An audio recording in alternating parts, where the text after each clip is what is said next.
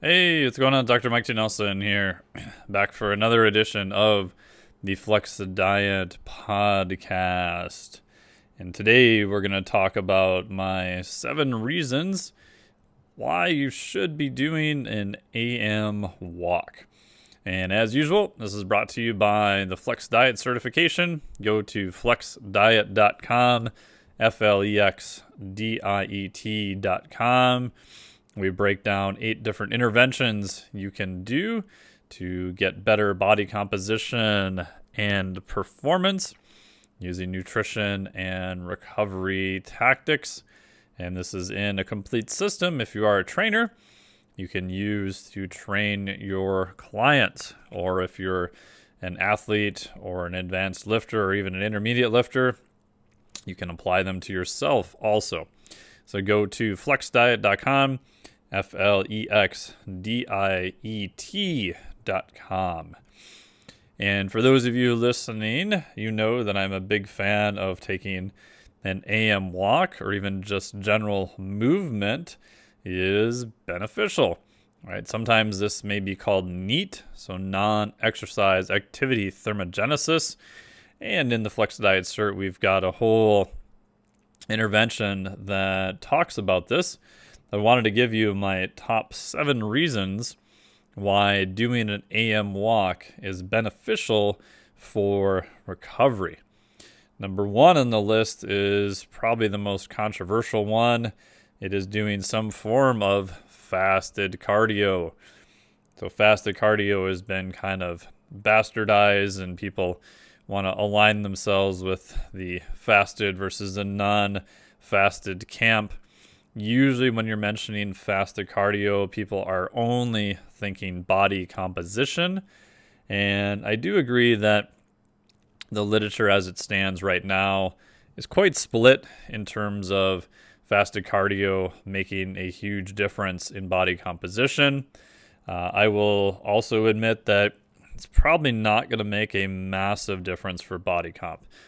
I'm on the side where I think it will help. And if you're doing fasted cardio, you're normally doing a lower to moderate intensity work. So you don't need to use carbohydrates per se as a fuel. I think learning to use fat as a fuel is going to be beneficial for health reasons also, in addition to potentially body composition. But number 1 reason for doing an AM walk is it does kind of qualify as some fasted cardio. It is very low intensity, and if you are very trained, walking is very low intensity. But it's still a good way to burn calories. You do see some good movement. You don't have to worry about recovery from it. So I would recommend you do it. Part of that can be as simple as an AM walk. Number 2 is doing it in a low insulin state. Again, this is very similar to the fasted cardio number 1. So insulin is best thought of as a fuel selector switch, which I stole from Dr. Jeff Volek. When insulin is higher, it is going to push us to use more carbohydrates. When insulin is lower, it is going to push us to use more fat as a fuel. So fasted cardio, fasted AM walk, your insulin levels are going to be lower. This is due to sleeping, and unless you did too much Ambien and were making bacon and eggs in the morning at 3 o'clock, you probably were fasted.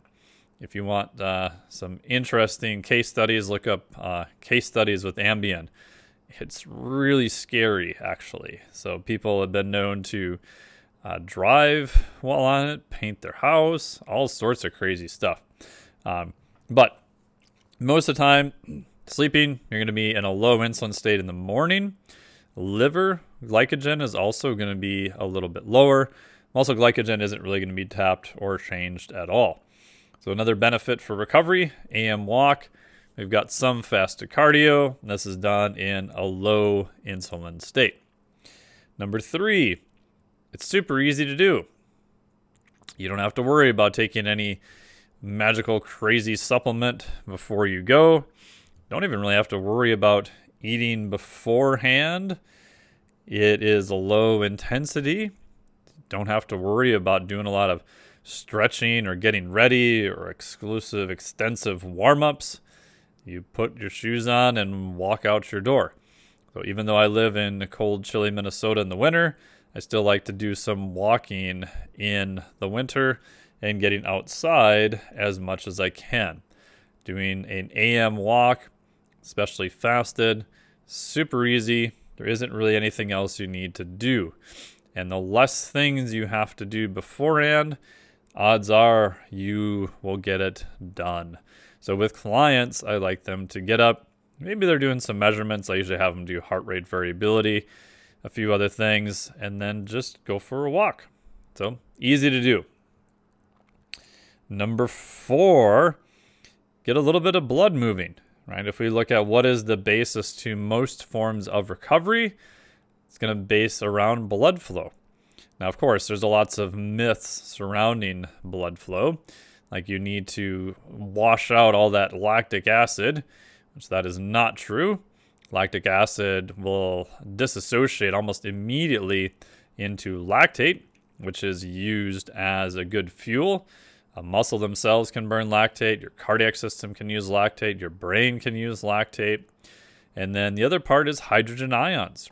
So hydrogen ions do cause that burning sensation with higher intensity work. So if you've ever done leg extensions and you feel a burning sensation, that actually is hydrogen ions getting released into the muscle. And that impairs the actin and myosin cross bridges and eventually does cause fatigue. However, blood flow overall is going to be a good thing. Even if it's not getting out lactic acid, it's still beneficial to have movement, to have blood flow, especially for soft tissue. So soft tissue is what's called avascular, doesn't get as much nutrition as it should. It gets most of it from moving blood and fluid around. So movement is going to be better. And you can run this own experiment yourself. I've had athletes do this. If you have an off or recovery day, just take the day off entirely. Don't do much movement, and then see how you feel the next day. You can even monitor your heart rate variability or other markers if you like. And then compare that to another day where you do maybe some light biking, a little light rowing, some swimming, or you just simply take a couple walks around your area. Pretty much every time I've done this or had clients do this, when they get just some nice, easy movement, they almost always feel better the next day. They tend to have less joint aches. Muscles tend to have less soreness, and HRV tends to be improved also. So, number 4, easy blood flow just by doing an AM walk. Number 5, your eye muscles get some movement. So just like if you've been sitting too long, your kind of hip flexors can end up being in a more of a shortened position. So they adapt to being in a shortened position or get quote unquote tight. Using my little air quotes here. The muscles around your eyes are very similar, right? Because we use them to focus. So if you're always looking at a computer or a laptop, if you've then all of a sudden looked up at somewhere far away and it felt like it took a couple seconds to come into focus, that's those eye muscles getting to be a little bit, quote, too tight or adapted in a short area. When you're walking outside, what I like clients to do is to look up towards the tops of trees and then also look at different distances far away. So you're literally training your eyes to go to a different position instead of most of the time we are looking down at a computer and close. So we want to be looking up and farther away. So it's kind of like stretching your eye muscles a little bit. And if you've ever had a day where you've got a high amount of fatigue and your eyes just feel tight and kind of sore, usually you're going to feel similar. So I think the eyes are kind of an indicator of overall body state. And that goes both ways. So if your eyeballs are functioning better, overall, you're probably going to feel a lot better. If you want to get super crazy, I tell people to try to differentiate where one tree starts and the next one ends. You don't have to be an arborologist or tree specialist or whatever the fancy name is. Someone's yelling at their computer now because I got the wrong name. But just look to see where you can tell differences. So that gives your brain something to try to determine.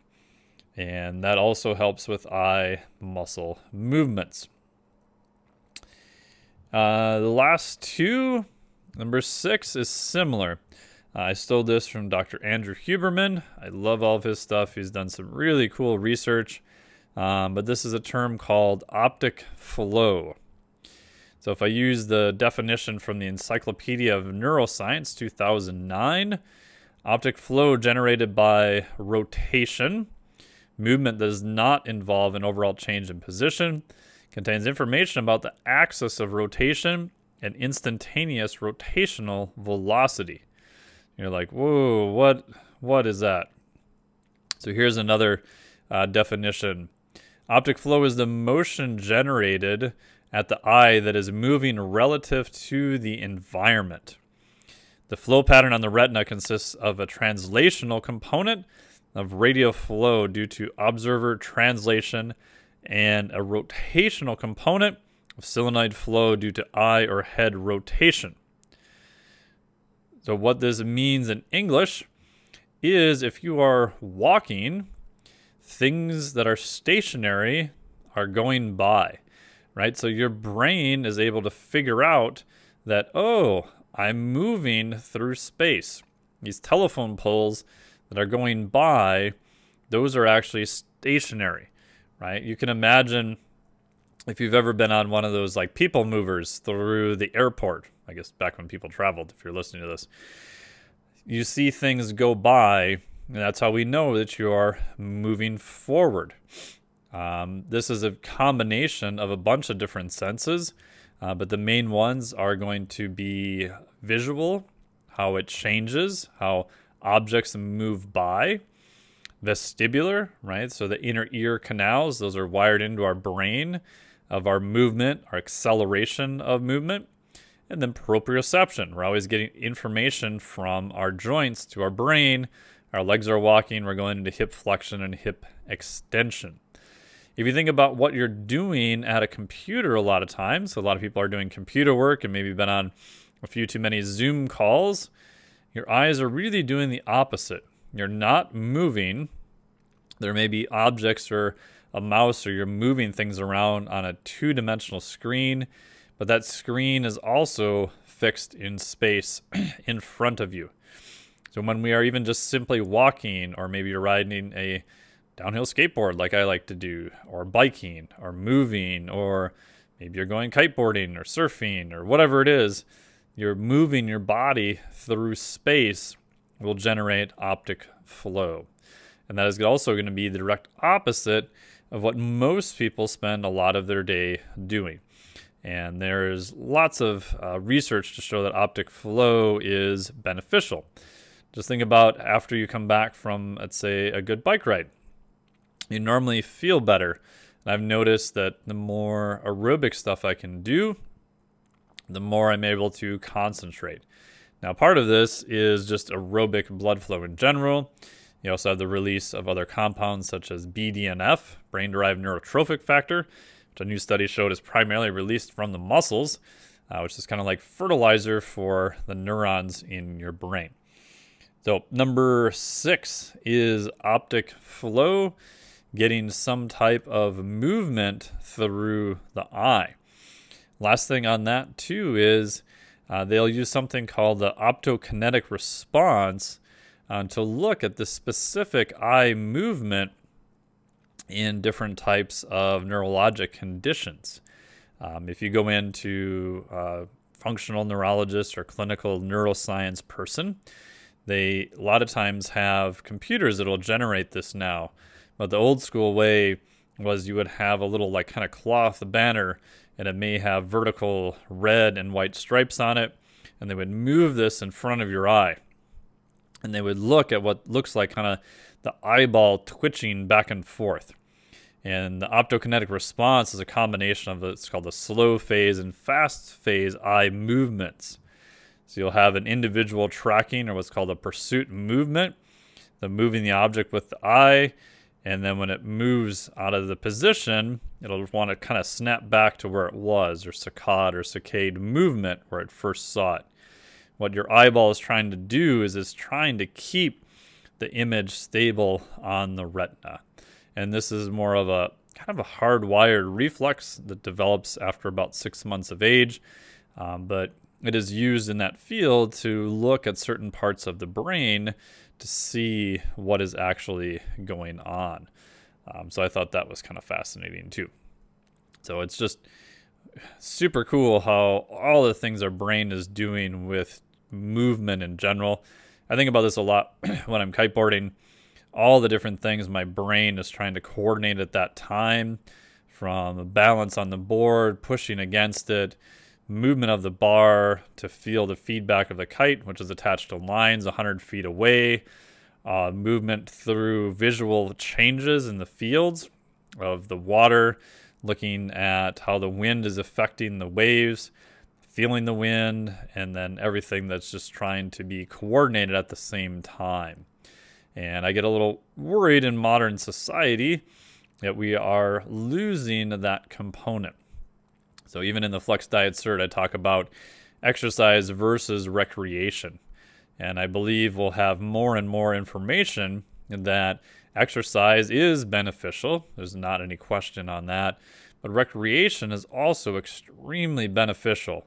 Maybe not when viewed through the context of exercise, depending on, quote, how hard you're working, but just from activation of your brain, especially the cerebellum, coordinating like ball sports, tennis, basketball, different board sports, whatever you're doing, you have to coordinate your body moving through space. I think we'll find more and more information about how beneficial that is for just human health. And I get a little worried that everything is kind of transitioning to screens and away from that. Again, I think exercise is very beneficial. Lifting weights, doing cardio, all that stuff, super beneficial. But I do get kind of concerned for overall health with some clients when the only thing they do is exercise and they don't do any other recreation. So again, back to our topic today, walking is one of those things you can do. It's not on the complexity side, it's lower on that. You can play around with different shoes, walking off on the side, on the grass, on hills, different surfaces, different speeds. All those things I think are beneficial. So number 7, our last one here for an AM walk, why you should be doing it for recovery, is getting in sunlight.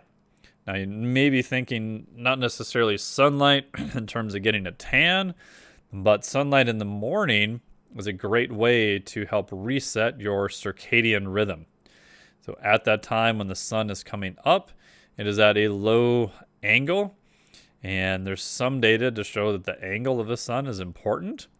Also, the bottom part of the eyeball is set up to take those photons that hit the eye, goes to a structure in the brain called the SCN.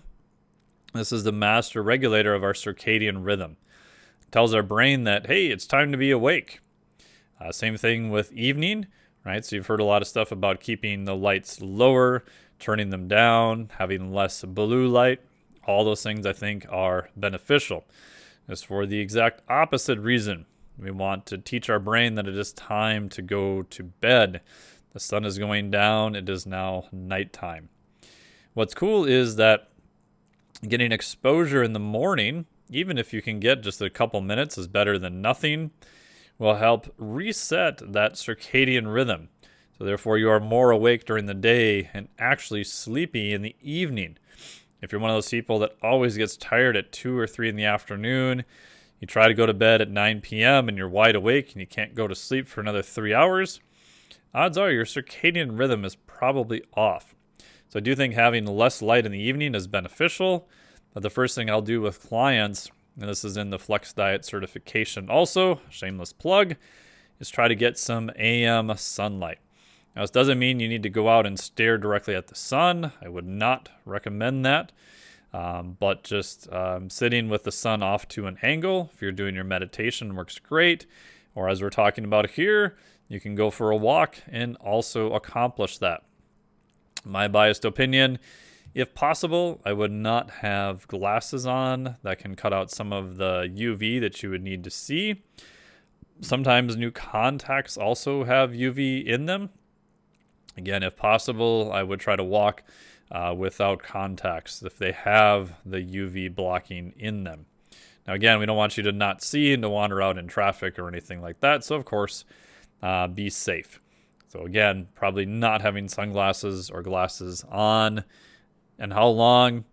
Even if you can only stand outside for a couple minutes, that's going to be better than nothing.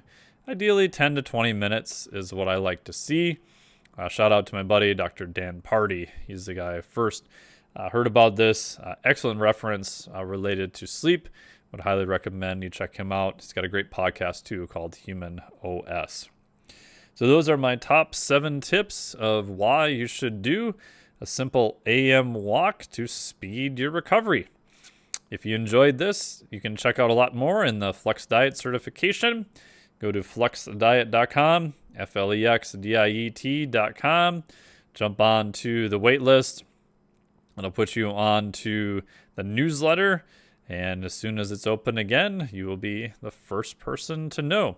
So thank you so much. If you enjoyed this, please leave us a review in whatever you're listening to, either iTunes or Stitcher or wherever you listen.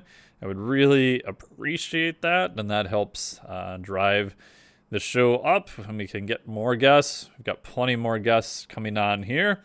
So stay tuned. Thank you so much. Talk to you again.